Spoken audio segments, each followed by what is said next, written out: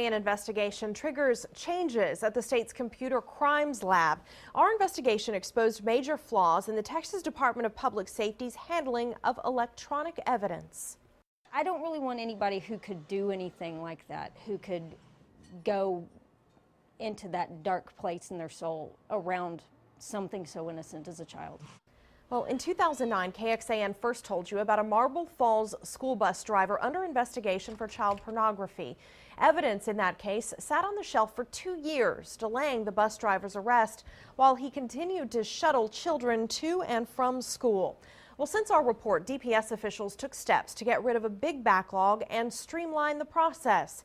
KXAN investigator Josh Hinkle has more.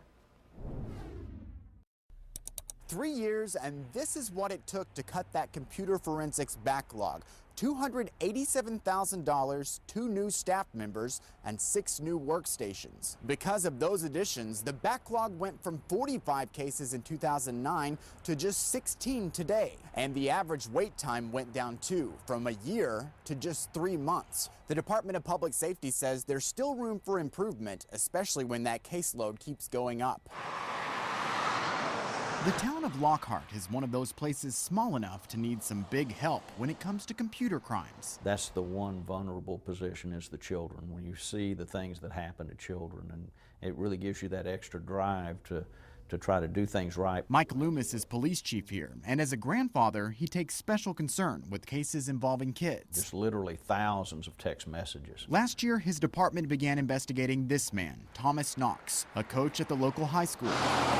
Allegations surfaced that Knox was having an improper relationship with a 16-year-old student. We had to analyze cell phones for text messages to show the relationship and the extent of the relationship.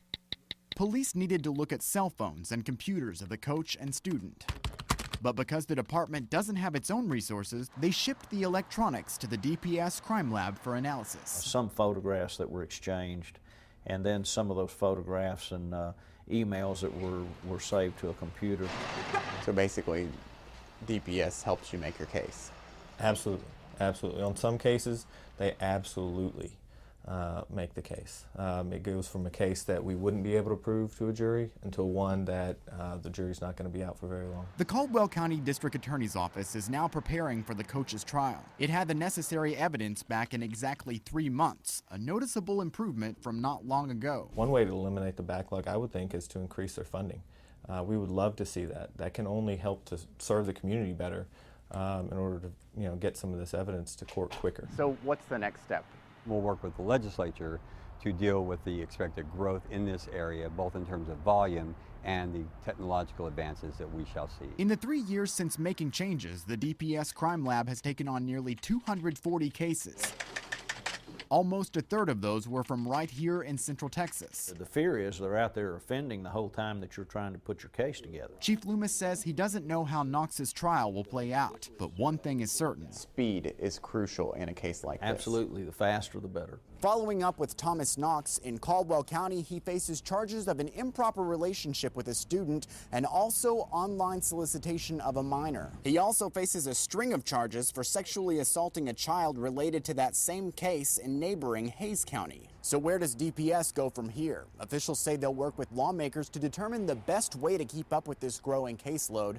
We'll let you know how that goes for them in the legislative session. Josh Hinkle, KXAN News.